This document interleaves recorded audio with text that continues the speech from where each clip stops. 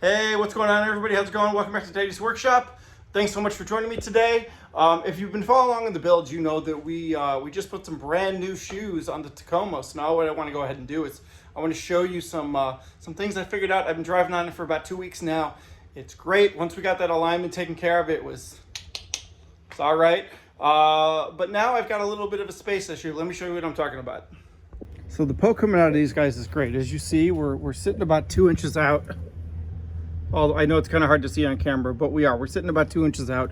And if you recall, I got a 2-inch spacer on the back tire, and I have a 1 1/4 inch spacer on the front tire, and that's because the max tracks that are sitting on here stick the tire out about 3/4 of an inch. So what I want to do is I want to pull the spacer off of here, put the tire back on, because if you recall in the last video, I had less than 2 fingers of width between the end of the tire and the actual fender right here. The cab mount, it was good, but it was the end of the tire. So I want to see if pulling this 1 1/4 inch spacer off is going to give me that extra 1.5 inch room that I need so that I can end up fitting bigger tires. So let's go ahead and let's find out.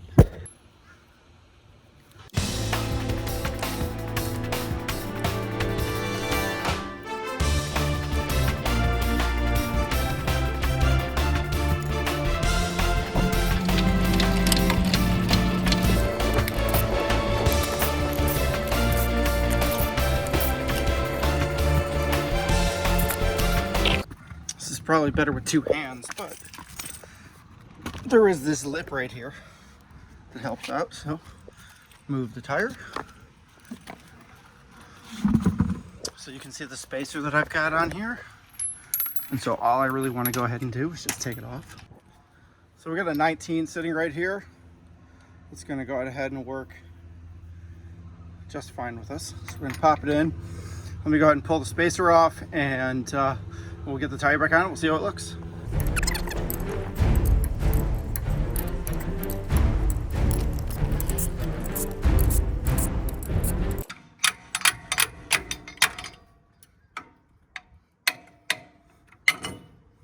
And they come off just like so.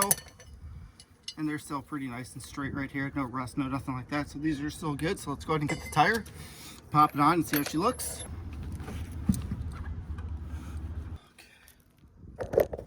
Now that she's on, we're not going to tighten her all down because it doesn't need to be. We want to go ahead and drop this stack down, right? We want to go ahead and see where she sits. Okay, so if you look in here, we are more than 2 fingers. Last time we could barely get 1.5 fingers in there.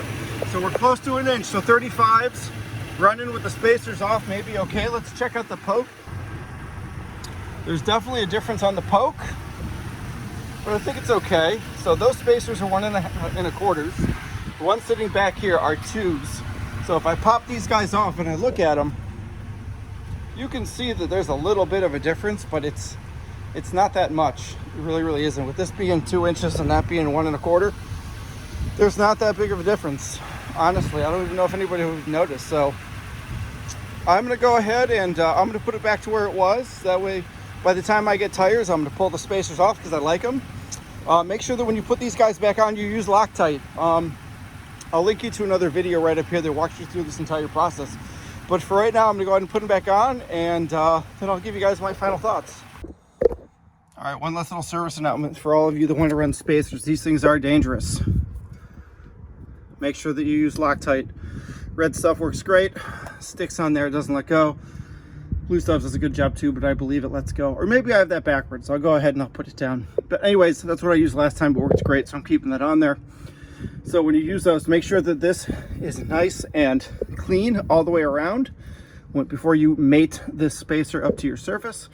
I then go ahead and I rub the Loctite right on the threads that go into here. You can kind of see there's a little bit of red there, and there, and there. There's some there where it dripped. Now I'm gonna put the tires back on. These guys are torqued down to 85 foot-pounds, and then I'll do the exact same thing with these lug nuts. By the way, these lug nuts came with the rims. They are aftermarkets. They came with this special key too. It's the only way to take them off. So they're a good deterrent, but you'll notice they've got some fun little fancy little key in there.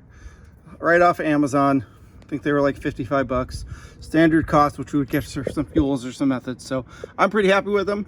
Let's go ahead and get the rest of this tire back on. All right, everybody, there we go, back as new. We've got our poke back out. We've got our spacer back on. We've got our Loctite back on.